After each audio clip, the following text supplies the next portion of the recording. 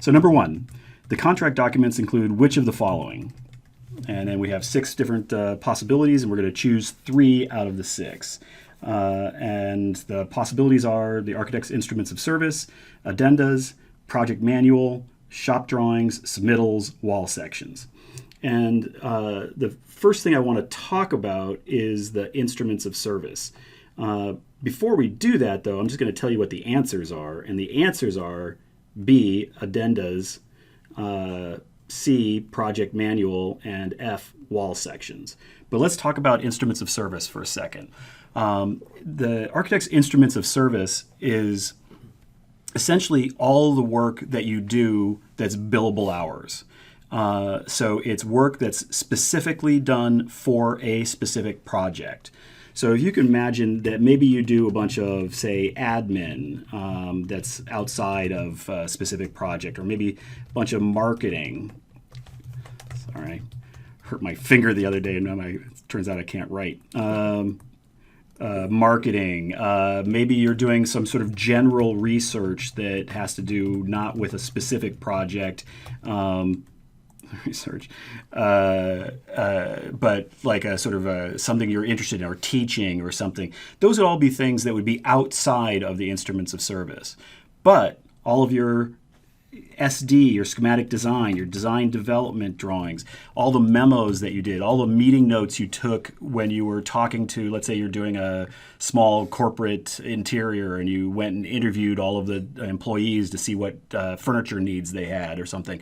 All of those notes, like those notes aren't going to go directly into the drawings, but they're going to inform your drawings. Those would all be considered part of the instruments of service. So you're going to have a bunch of stuff that is outside of the realm of instruments of service, which is more your own practice issues. And then you're going to have a bunch of stuff that is inside the instruments of service, which is going to be all those notes, sketches you did for a parking lot layout, try and test out different ideas, all of those things. And then eventually you're also going to get not only all those memos and schematic design drawings and all of that, but you'll get to your actual CD sets, the contract documents, which is going to be your drawing set and your project manual.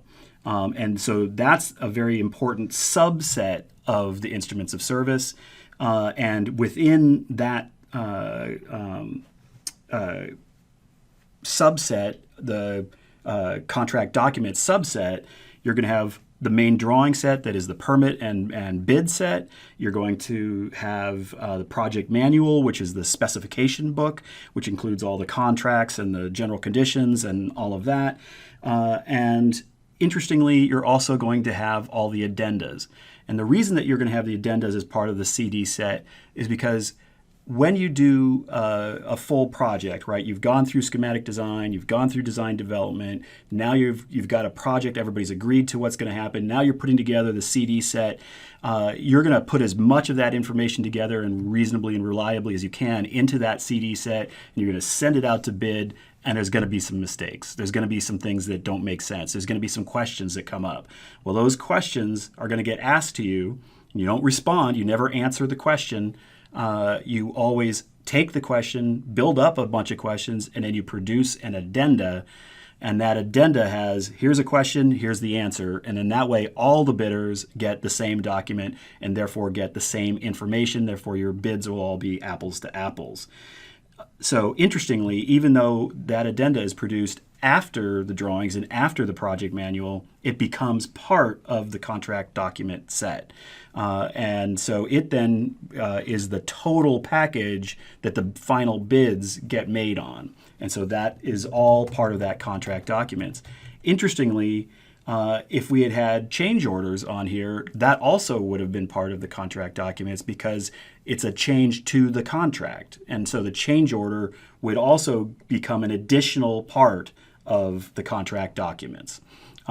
So it's kind of interesting to see that there's like all the work you do, then there's a bunch of work that's a subset of that is not really part of any one project. It's like, organizing the files. It's making sure your library is up to date, computers are working, and all your programs work, and you're sending out marketing materials, and you're doing all of that kind of stuff, right? That's all important practice work, but it's outside of the instruments of service.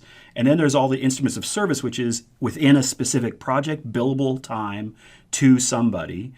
But not all of that is actually the contract documents. Only a subset of that is the contract documents.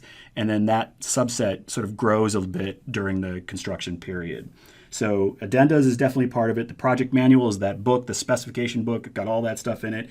And then wall sections is a bit of a weird one, but it's just one small subset of the overall drawings that you have to do. So instruments of service is a good one to know because that's a question it's an easy question to ask because it's just specific enough that you have to kind of understand the difference between billable hours, overall work, and contract documents and the instruments of service and how those relate.